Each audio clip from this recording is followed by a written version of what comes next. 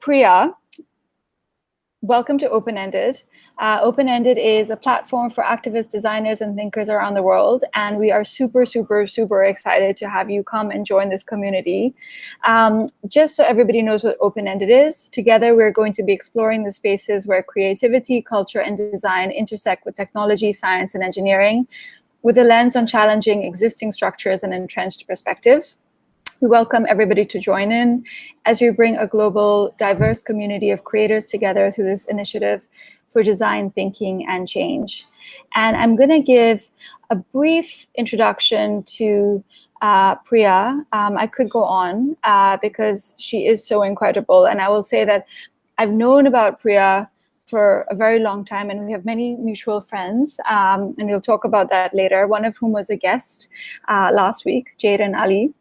But she and I actually met at a dinner in London for Google Arts and Culture, where we were speaking about our work in the preservation of heritage at risk with one of my colleagues.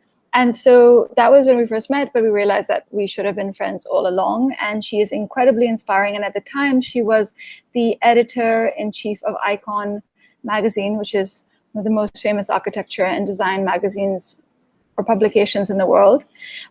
She's actually currently now the head of curatorial and interpretation at the Design Museum in London. And I'm really interested to hear about her role there. But she's also an independent writer. And she's written both fiction and nonfiction, which I think I was surprised by that and really excited to read that. She grew up in Luton. She studied modern languages at Cambridge University, but she then became a lawyer and started off as a solicitor at Clifford Chance. And then she ended up doing an MA in the history of design at the RCA and sort of never looked back, joining the V&A, then the British Council, moving to India, and then coming back to the UK for her new role. She's done a lot for diversity in the space of design, and we're going to talk a little bit about that too. So welcome, Priya, and thank you for being part of this community and having this conversation with us.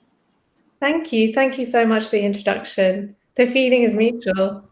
Totally admiration of your work.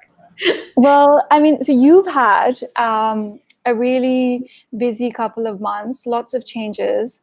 And I know you've been writing and sort of talking about this moment in time.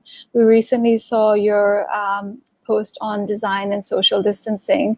So I would like to start with how you're feeling in this moment of time. You're sort of transitioning into a new job, into a new role, a new world. How has this experience of kind of witnessing this pandemic in this moment of change in your own career affected you, let's say, and how do you see it taking you forward into this new role in particular? Yeah, I mean, what a time to be having this conversation. I feel like we've kind of been through so much, all of us, as a sector and as a society. For me, this period kind of began with a real jolt, which was having coronavirus at the end of March. And I was kind of thrown into this pandemic at the deep end, literally, and spent the first couple of months really recovering. And I was sort of fortunate or not, I don't know, to be on furlough from Icon for some time to enable me to recover. And then it was kind of full steam ahead. We got the 200th issue of the magazine out. And I commissioned this cover by Morag Myerscough, and it was really full of colour and sort of hope and really amazing. And then I was reflecting on the role of designers in the pandemic in particular. I think the way that designers have stepped up to the challenge of meeting society's demands at such a fast-changing time, by creating PPE, but also other vital equipment like ventilators, the kind of collectives and consortiums that have sort of emerged, come together and done this incredible work. It's astounding. So that's really inspired me. And I've, as you said, been writing a bit about that. One piece was for the V&A's Pandemic Objects Projects, which is spearheaded by the curator, Brendan Cormier, who's great. And I did a piece for The Observer, which is online now, And I had the opportunity to kind of spend a week talking to a whole bunch of designers, from fashion designers to engineers, who'd all kind of come together for the same cause, which is pretty amazing. And I think is a kind of contrast to the way in which the official structures of society responded. I mean, you talked also about this idea of these networks, right? And this idea of being connected. And I found that really interesting as you just described designers from across the spectrum, and they're coming together to either directly deal with how they could help or assist with this disease, this pandemic that we're experiencing, or shifting their practice and thinking about how people are living and interacting in ways that are completely different. Is that something that you would have expected, given like your long history in this world, or was it surprising also to you to see that manifest? Yeah, I mean, it's really incredible. I think that in mainstream discourse, design has conventionally been about luxury and aspiration, and the idea of good design as being objects that surround us in our lives, which has a place, and it's important. It's had its own sort of energy, I suppose. But I feel that there has been a sort of counter movement to design for some time, which is more about the social purpose of design. How can design mobilize us to do things, to be better, to be a better society? And I think that's definitely existed pre-pandemic, but maybe it's been in more of a silo, more of a niche. But it's been manifested in places like Biennales, like Istanbul Biennale or Jerusalem Design Week. These projects were sort of this sort of work was being conceptualized and thought about. But I think that design and it's the social purpose of design is really coming to its own in the mainstream this year and really showing what it is capable of doing. I hope that is appreciated and valued at a time when, design education in the conventional curriculum is diminishing. And yeah, I think that design needs to be championed and needs to be acknowledged as being a really important form. I really love that, this idea of sort of coming back as something that is serious and useful. And I think that in many ways, well, I don't know about you, but I feel like in my world, this idea of doing good and doing the right thing. And, I know you've talked a lot about brands like Lego, like, that are sort of combining this idea of building a business and doing the right thing. It's very easy, particularly I think in Europe, to, sort of changing the world and making it a better place isn't always, taken seriously, particularly like in the high-end art world. And I always feel, because I come from a tech company, I'm always like way more sort of like liberal in using language like that. And it comes across, often as being arrogant or completely naive. So personally, I think this is like a really cool and powerful moment to say, yes, let's come together to do good. And like, you have the superpowers to do that. And it can be positive and uplifting. And even if it's for this one moment of time, you're making a massive difference in the world. And I love that you're also talking about that and celebrating it and documenting it through your writing. Yeah, it's amazing. I mean, just being in that moment and talking to, for example, a designer who's normally making dresses for Milan Fashion Week, now like making masks, but making them in a way that's creative and interesting and sort of enlivens the lives of the doctors who wear them every day. That's incredible. But also I spoke to the architect who was working on the Excel Centre, turning the Excel Centre into hospital. I imagine the emotional labour involved in that, when you've been an architect who's probably normally building sort of office blocks, maybe, a community building or cultural site once in a while, but your main staple it's not going to involve that level of emotional investment. So just imagine what that was like. I was really kind of lucky to get an insight into that. Yeah, the stakes change. Okay, so you talked a bit about education right now. So I am really curious about going back a bit. So you started off as a lawyer, and you're obviously, if I may say so, like this brilliant, bright South Asian girl growing up in the UK, like sort of checking all the boxes. And then you end up sort of deciding to study design, going to the RCA. Can you talk a bit about that decision and this idea of, being really brave and changing? And I think that has resonated throughout your career. Yeah, I guess it's interesting, but and you don't kind of think about it at the time. I think at the time doing law just seemed like a natural route for me as somebody who'd done a humanities degree at Cambridge. And, I did an internship, like a translation placement in Italy during my year abroad. And out of that ended up coming this opportunity of a training contract. And I worked at Clifford Chance because of that. And I suppose at the time, I always had like a passion for humanities and to write and think, and I wanted to do that in a cultural context. And yeah, at the ripe old age of 26, having got kind of 5 years of law under my belt, I think I just decided I was ready, both in terms of maturity and financially, because doing a 2-year MA at the RCA is not a small thing financially.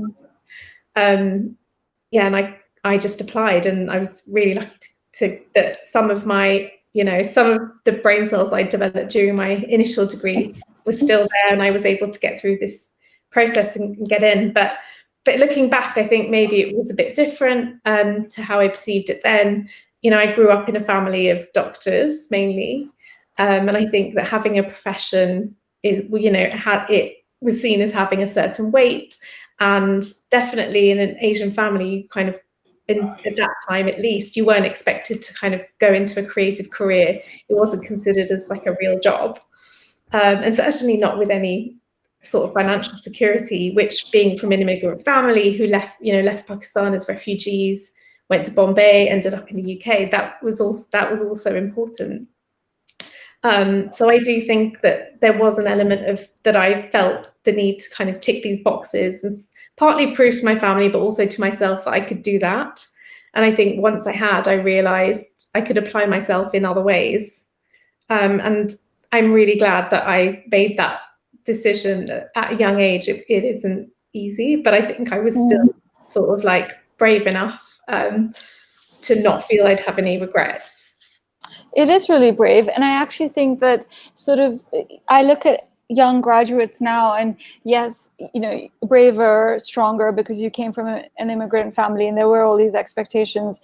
But equally, I think, leaving behind any kind of certainty feels sort of less and less the thing to do now. It does feel like we live in this uncertain world, and it's harder to go sort of off of a path that you feel is stable into the long run. So I think that's amazing. And did you know what you wanted to get out of it? Did you go in being like, this is what I want to do, I'm going to see where it takes me? Or did you have a sense, I want to be the editor of an important publication or a curator? Or was it just, I'm going to go in and see how this manifests? I think at the time I wanted to work in a museum. And because I was giving up so much, a career that I had built, I thought quite carefully about what that would be. And I wanted to work at the V&A at that time, but I wanted to work with contemporary visual culture. So I did have a quite strong idea to a degree. That had shifted from when I was at university, when I thought I'd become a Renaissance scholar. That's what I thought I'd do, because I had done Italian as my specialism in modern languages, and mainly literature and visual culture from that period. But then I think a bit of life experience and also being on the board of Chisenhale Gallery while I was a lawyer, which was incredible, at a time when Staple was director and Alice Rawston was chair. She's former director of the Design Museum. I think that had a big influence on me, and I just discovered this world of contemporary culture that was just like mind-blowing. I mean, like we did at that time an exhibition on Amalia Pica, and I remember that really leaving an impression on me. It was like a roving sculpture, and I'd never known this concept of a sculpture that could not only live in a gallery but live in people's homes and still constitute an exhibition. And this is like going back some time, more than a decade, when these ideas were still quite new. So I think I was lucky to be exposed to that. And yeah, when I went to the RCA, I had a kind of stronger vision of where I wanted to go. And then, of course, I did stay on at the V&A, but later even my arts career became more interdisciplinary, crossing journalism and curating. And so would you say, was Alice sort of, that's like at a very young age you were working sort of on her board, did you feel that did she become a mentor to you? Did you sort of find that space? Because I'm very curious about especially for young women, frankly, is this idea of mentorship and guidance. And that sounds like an incredibly strong woman to be working with. We're all still kind of hanging on all of her words, and she seems to be always sort of a few steps ahead in terms of thinking and pushing boundaries. So I am curious about, at that point, if you had a series of advisors or mentors that helped you to trace whatever path you were tracing. Yeah, I think it was a combination of like mentors during my MA or people that influenced me. And Alice, I never asked her anything of her, but she always offered knowledge and advice. And I thought that was amazing, because I guess I felt that asking might be imposing, and she never expected me to ask. And she introduced me to a couple of key people that during a visit to New York really influenced me. One was Paola Antonelli, and one was Michael Maharam, the textile designer. And I hope she doesn't mind me saying this, because these are, I suppose, conversations that happen normally in private. But it's important to talk about mentorship. And even though there wasn't a concrete opportunity necessarily comes with certain things, but even the conversation, meeting Paola Antonelli as a new graduate from the RCA, was really inspiring and made me feel that being a curator was something tangible and something she makes it feel achievable, because she's so down to earth, but actually she's operating on a level of amazing genius, in my opinion. But I think those conversations are really formative. But then at the RCA, I was supervised by Jane Pavitt, who's like the most incredible design thinker, author of numerous books, and curator. And also Glenn Adamson, who's a craft expert, and they co-curated the postmodernism exhibition while I worked there. And being able to follow that process through the eyes of the people teaching you was really amazing. Okay, cool. Okay, so then you very quickly graduate from the RCA. You join the V&A. Was that immediately after, and then you moved to India? Yeah, so it was a joint MA between the RCA and the V&A. So throughout, I was doing various V&A projects and placements and so on. And then I started a full-time role initially in development. I did various projects with research, but the permanent role I was then offered was in development. So I found myself in this sort of arts fundraising department. I was working mainly on contemporary acquisitions. So I was very close to the contemporary team and had an insight into what goes into acquiring a museum object. And this was a time where we were working on this rapid response sort of approach, which involved acquiring objects that had contemporary relevance in the moment, as well as sort of objects that had more longevity, like Rachel Whiteread's daybed, and some really seminal, really interesting objects. And so was that? Did you guys start that program? Yeah, that was the program. Interesting. When the curator was Kieran Long, who was actually before that an editor of Icon and went on to become a director at ArcDes in Stockholm. And so, okay, well, can you say, because I'm very curious, because I know that, obviously the last few years, you've been reading a lot about what the V&A is collecting. So, on the anniversary of the suffragette, the 100 years of the right to vote for women, they were collecting really interesting objects at the time, and obviously Brexit. And during the time that you were there, what were the acquisitions that kind of come to mind? Because that's pretty bold and also very fun to be able to say this will belong in a museum, even if it feels kind of worthless and stupid right now, which I'm not sure all of it did. But I think the one that stands is quite some time ago now, so I don't know if I can speak about this with authority. There are a couple that some are more serious than others, some part of officially rapid response, but some were part of just design acquisitions. I think in terms of the more serious design acquisitions, I remember that we'd acquired Hella Jungerius's chair from the UN Lounge in New York, which is just the most incredible space. And I'm lucky to have one of my close friends works there and took me to see it years later. And at the time I hadn't had access to it, but just the most exquisite piece of furniture. And, Hella Jungerius is such a powerhouse in herself of design. And in fact, had an exhibition at the Design Museum several years ago about colour, which, was one of my favorite shows. So there's that, and then the more fun end, the rapid response, as it was called, was something that more fun, which was Katy Perry's eyelashes. Oh wow! How did you get these? How did you find them? Was it? I mean, did I think you pay for them? you buy them in the supermarket. I think you could just buy them in. I mean, maybe not the supermarket, but in like a drugstore. And so who decides? And so this is another sort of space where like who the curators are also really matters, right? You color the choice. So who decides? Is this a team? Is there a vote? What's the process? There's a curatorial like committee, I guess, within most museums, and acquisitions would go through them. It could go through the board. It depends on the level of acquisition. I remember working on an acquisition of the Wolsey Angels, which cost £4 million. So obviously there are a lot more hoops to jump through in order to acquire those. But yeah, there's a process for accessioning an object, because I guess there's only eyelashes upwards. Okay, got it. Eyelashes upwards. Now, it's quite different. I'm working in a museum where the collection isn't the focus now. The Design Museum has quite a small collection, but there's a much bigger focus on exhibitions, which is where I think the energy, excitement for me really lies. So can you talk about that? Because I know you've literally started like maybe 2 weeks ago, your new role. Ago now. And this isn't. I mean, for me, it's like I'd love for you to unpack the job title, because I'm really curious about if you made that up, if that comes from you, if that was already there, and also what is your vision? What are you looking to do? And I know the museum has gone through quite a bit of change in the last few months, I suppose pre-COVID, and you're only just back on site, right?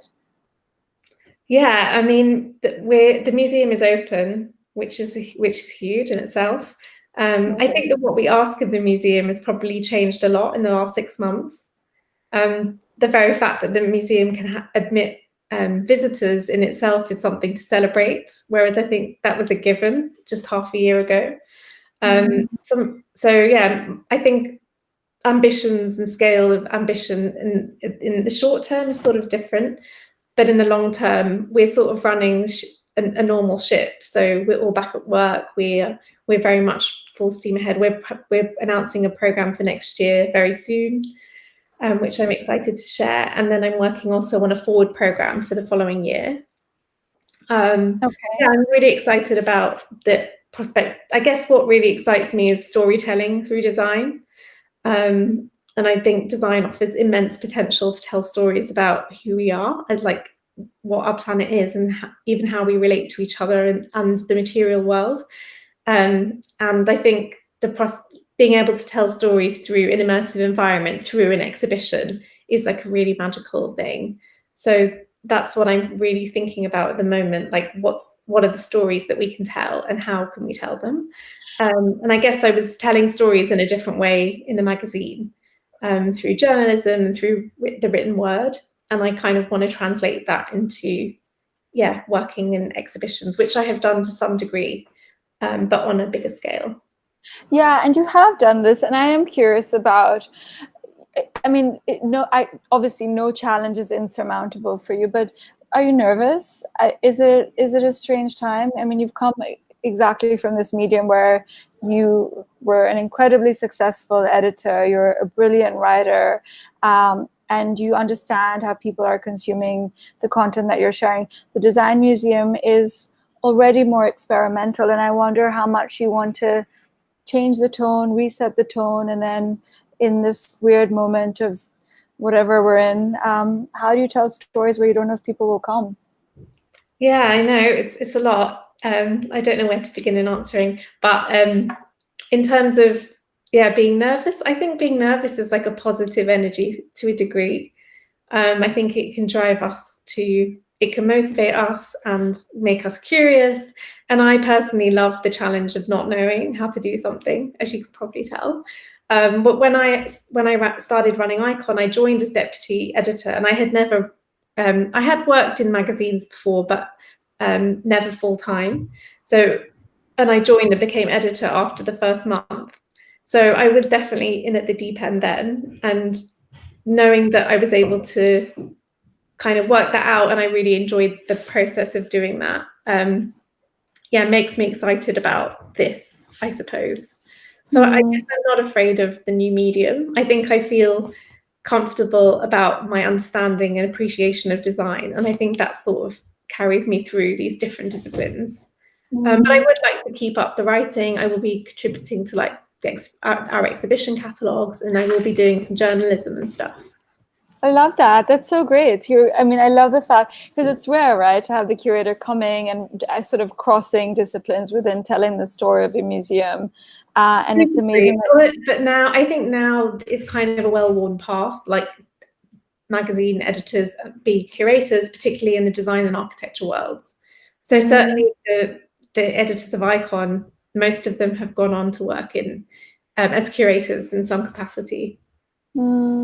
So I'm like obviously desperate to know about like what your plan is and like what the content is. So we can't talk about that. But what I will ask is, in terms of what you bring to the table as Priya. So I mean, apart from like being sort of this like now this like powerful seminal voice across, as you said, in an interdisciplinary way across the design world, you've also been a really powerful sort of voice for diversity. And I think we've talked about this before, is like, because you're a woman and you're Indian, you kind of, people will always ask you to talk about diversity, or you're always kind of part of that conversation. And I think that you've owned it and you've elevated it. And, you've been involved in Design Can, you've been involved in multiple initiatives in that space. So I'm confident, without your sharing more details, that you're going to bring that same energy and voice to the design museum, which, like all museums, probably needs more diversity of thinking in both the, however big the collection is, but also in the exhibitions. And, I've loved some of their recent shows, and I know that they're thinking about it, but I still think that, yes, I'm really happy that you're there representing. But I'd love for you to talk a little bit about maybe some of your work in the space of diversity in the arts. And I'd love to hear about Design Can, and equally like what, fine, there's like some obvious things, there's not enough diversity in this space, but kind of any thoughts on what's being done or what can be done right now to shift the balance, because everything is shifting. Yeah, I mean, this has been like a really, it's been an insane year in terms of the way the narrative has shifted. And any of my peers who are out there, I don't know whether any of them will listen, but will know that we've been having these conversations for so long. And it sort of came together maybe about 7 years, when a group of us came together, instigated by my friend, colleague, Sarah Wajid, and we set up this collective called Museum Detox, which is, it's just kind of taken on its own life now. But I guess it started off as a sort of, it was almost like a support group, but for people of colour from different museums, and we'd get together. And then we ended up with a more formal programme. We'd visit each other's museums, and those museums happened to be national museums. And the conversation sort of grew and spread. And yeah, I mean, the influence and change that has happened as a result of that is kind of amazing. And now Sarah has become sort of director of Birmingham Museum. That was just announced last week. So we've all been on a huge journey. And when we first came together, we were relatively junior members of our institutions. And now we're all in a position where we can try and influence change. And yeah, would I like to? Of course. I mean, I'm still new in this role, but as a sector, as a design industry, as a museums sector, we have to. We all have to play a part, and that includes people like me who've been working in this space for some time. But I'm keen for everyone to take ownership. Yeah, there's just no option now, and I think that it means that there's a platform to enable this to actually be possible, and no longer be kind of an echo chamber conversation. Yeah, I love that. I mean, context of the whole program and talking about with my team in our regular meetings. Well, and constantly sort of, I mean, there's having that drumbeat of reminding one another that it's on the agenda, and then equally more subtly, I'm sure, sort of pushing it into programming, because it just is, it's there now. And I know that you worked with Jaden on your proposal for the Venice architecture Biennale last year, and that was also centered around the idea of creating more diversity in history and memories. And can you say maybe like one line on that and what that was? I'm curious, and also the experience. Yeah, there's a few exhibitions, and that was a proposal. There are others that have come to fruition that I've worked on that are to do with decolonizing design. Our proposal for the British Pavilion at Venice was about decolonizing the British country house. So we wanted to use the structure of the pavilion, which is, you know, neoclassical, quite, you know, in a similar vein to British country houses, and within that sort of bring plural and stories and diverse identities, and celebrate design, and the people who are making it who are not necessarily from the dominant culture, and sort of put that forward as British, which at the time seemed quite controversial, actually. But interestingly, since this summer, feels like it might be more plausible. So I don't know whether, I sometimes wonder, was our proposal genuine or was it an act of protest? I'd be interested to chat to kind of Jaden and Joe about that at some point. But there was definitely an element of, it's about time that these voices were heard in these sort of dominant spaces. So there's that. And there was a project that I did with Sam Jacob at Lisbon Architecture Triennale last year, and that was also about decolonizing design. We commissioned a group of international designers to respond to the work of Owen Jones, who is a 19th century architect who produced a book called The Grammar of Ornament, and it was like a compilation of ornaments from across the world, mainly through a colonial lens. And we decided to try to sort of decolonize that by creating a contemporary version of sorts. We had some really incredible responses from, you know, artists and architects, designers from all over, from Marina Dubasum, who's from Bangladesh, to Samaya Valley, who's from South Africa, and some London-based people too. So that was really amazing. It was great to be able to showcase that in a sort of mainstream context. And the other one I don't know if I told you about, but yeah, I also curated the India Pavilion at London Design Biennale, which was 2 years ago now, and I had recently joined Icon. I did it in partnership with the Curatorial Foundation, which is an amazing arts foundation in India, who I got to know when I was working at the British Council. And Feroz Gujral is a real powerhouse, and we basically created an installation about indigo farmers who were enslaved during colonial rule in India, and we wanted to sort of bring their story to life, and so created this sort of digital immersive space that you could sort of enter and be in which you sort of be surrounded by indigo, and the sound of the indigo farmers, their legs sort of crashing against the water was like the accompanying sound. So there's a few different, there's various other projects, but there's sort of one thread of my work in which I was trying to tell these stories that have otherwise been sort of maligned, marginalized by a certain version of history. And I mean, you've talked about India, and you obviously went and you worked there, and I wonder sort of how did that affect your own personal views on the idea of what decolonization means, sort of seeing the design world from another perspective, or did that simply reinforce the direction that you were going in? I'm always curious, you know, when somebody steps outside of this sort of Western context, and you know, the design world and from a commercial perspective is so sort of centered around Milan and Miami and London as these centers, and I wonder how that affected you in your practice, but equally if you felt more or less motivated by this desire to push this narrative around decolonization.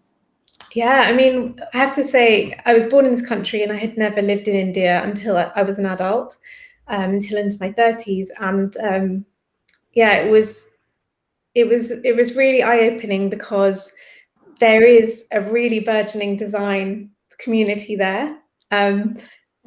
It's absolutely incredible. It's really rich. There's lots of designers with studios that are able to do like really creative, interesting work that maybe cities like London don't always afford you the space to do. And I found that really interesting. I also was influenced by the fact that I really felt that India had moved on from this whole colonial, post-colonial discourse. Britain doesn't appear in the news very often. America, China, yes. But I think that the significance of the UK in the UK's mind was really put into perspective for me living there. And the technology, the state of tech, and lots of stuff is like streets ahead in some ways in India than here. So I think coming back, it really gave me the energy, the impetus to be able to argue that England needs to move on too, and that we need to view our colonial history differently, and that India is no longer a country that is lagging behind. That was like completely apparent to me.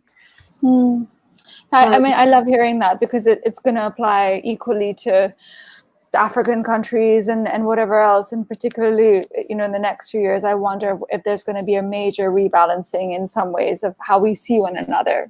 Maybe the young population alone, we're an aging population, and in that sense, the future is in places like South Asia. The proportion of young people is absolutely crazy. It's like unfathomable compared to Europe. Yeah, that's true. Ideas. The future is the youth. It's new ideas, and India, so it was definitely had an energy that I didn't see being based here. Interesting. No, and it's really cool to hear that, and I'd love to hear more about how South Asia is perceived here.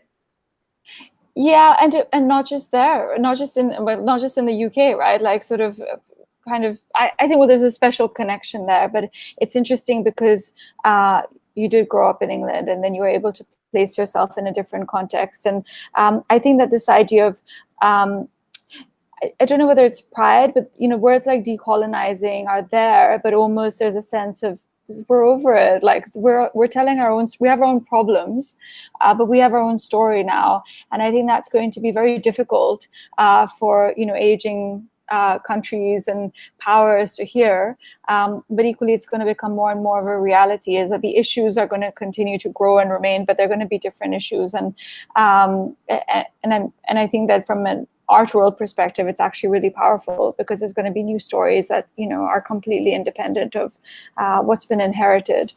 I'm definitely thinking about Indian design, South Asian design, and how to do justice to that in a museum context. Oh, interesting. Okay, so before we get to your future manifesto, you mentioned technology, and I'm always really interested in this. And you're joining the design museum, and there's been so much. There's been awesome histories on the history of I think it was computers or the internet or something that the design museum had a few years ago. And I know I did a bunch of objects from Google and obviously all other tech companies. So I'm curious from your perspective as a design writer and a curator, there's the obvious, there's the Zoom that's changing the way we think and live and interact. But is there anything in that space that you're particularly interested in right now as, this new, it's one of the most important design museums, and how you're thinking about that, not just in terms of what you're showcasing, but also how people are going to be experiencing your collections? Yeah, I think all the cultural institutions are recalibrating how they use technology. I think that previously the main institution, the physical institution, was the dominant space, and then social media and online stuff was a side thing. But now I think they're increasingly becoming equal players. If anything, the online world is so much more accessible to us at the moment. So we are definitely thinking about, how do we program in a multi-platform way and make the most of that?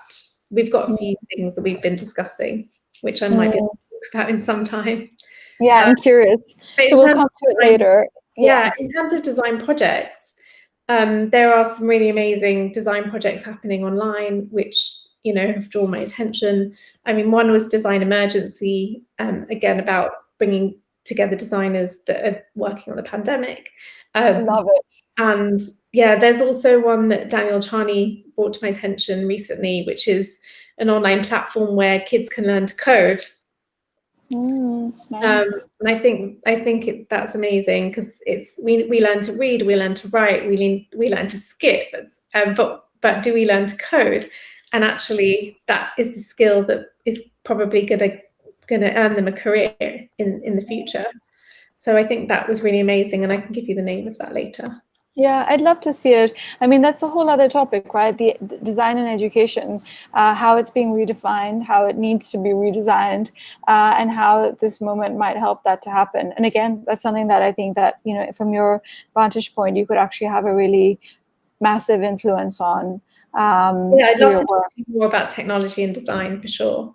Oh, okay, good. Okay, so we have like no time left because you have to go. So I do have to end by asking you about, you know, so we're asking all of our guests and our speakers to talk about, you know, what is that one dream for the future that if they had time or resource that they would like to think about or to work on or to bring our community together to help to support them with. So I'd love to hear if you have anything that maybe is not in the pipeline for the design museum, but that I know that's the thing. It's actually really difficult to talk about at this moment. I don't know what is a good way of framing it. I also feel like it's like a moment of flux, and I do think it's really hard to have like I was really in admiration of your speakers who have a vision right now, because I really feel in flux in so many ways. Yeah, I'm working on various forward program ideas for the museum, but you'll have to watch this space, and we'll have to. What I was gonna say is that, and I'm sure you are, and I'm sure like all this amazing stuff is happening, but we've been talking about that a lot here with like our open-ended team and also with our guests, is that we sort of started this project with all of these ideas of doing, and actually we've had to press pause and to say, well, let's just listen and start to hear what people have to say and where their heads are and what they're thinking, because it is a moment of flux and we're all trying to rationalize our way through it.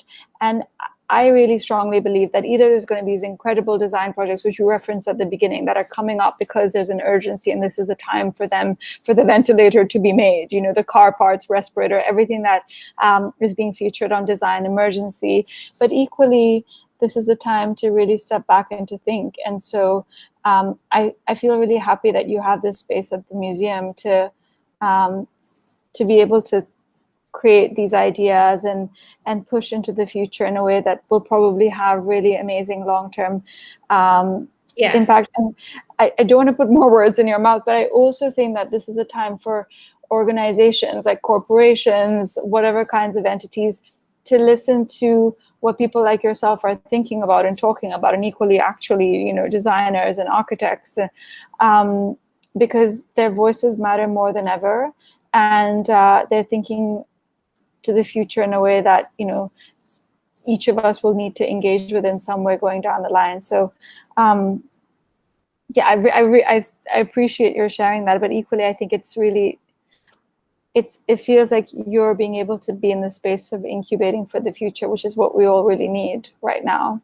Yeah, I think so. I don't know, I've been asked to give a few kind of talks recently, and previously I've spoken on various things, including decolonizing design. But I really feel that what I've had to say, I think, and a lot of people seem to feel this way at the moment, but needs to be recalibrated. Like, I did think it's definitely about stepping back. But also I think and I was talking to Anab Jain recently from Superflux. She talks about the changing terminology that we should use, and this is before pandemic but more relevant now. So instead of language like doing and fixing and, you know, problem solving, that we should be using language like care and empathy. And I don't know if intimacy is one, but I think it falls into that category.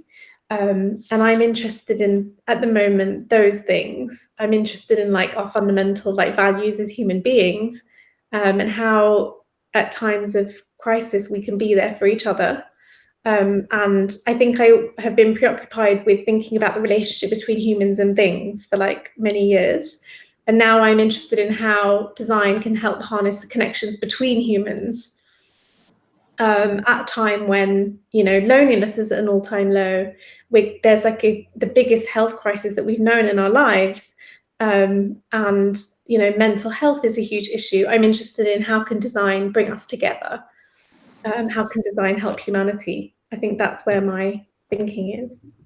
I think that's so beautiful. And Priya, not only have you mentioned your incredible collaborations over the years with some of the most interesting people from the art world, from the design world, I know how loved and respected you are sort of across the space. And I think that you probably have always been interested in all of these things: connection, compassion, empathy.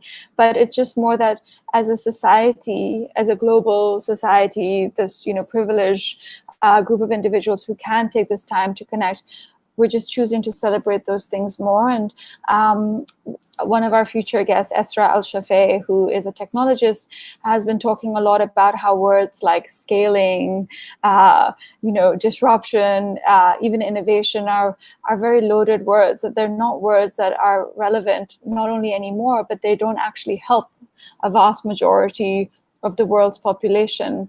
And I love how you've kind of picked out these other words with Anab that are so much more relevant and so much more meaningful, and obviously resonate with who you are as a person and a practitioner. So thanks for sharing that. No worries. And I think their words we'll see cropping up in design. I mean, the designers in residence at the Design Museum, curated by my colleague Sumitra, their theme is about care and empathy. And similarly, the Istanbul Design Biennial this year as well will be touching on these themes. So I think we'll be seeing more discussions and the sort of change in energy, change in theme. I love that. Okay, so Priya, thank you so much for joining us. I cannot wait to get a cup of tea, something very comforting with you in London thank you soon. so much for having these conversations, not just with me, but for doing this. I think it's a really amazing platform, and there seem to be some voices that we don't hear from all the time, which is amazing. Yeah, we found that. Thank you. That means a lot. Yeah, Mocha director, I hadn't heard him speak before, so I was really excited to see that. Yeah, he's amazing. And our goal really is to follow up with connecting you guys to have actually actionable conversations, maybe around some of the themes that you've mentioned, and to see if we can make this something that isn't just you speaking to us, but you actually finding value in one another. And so that'll be coming up next. So stay tuned.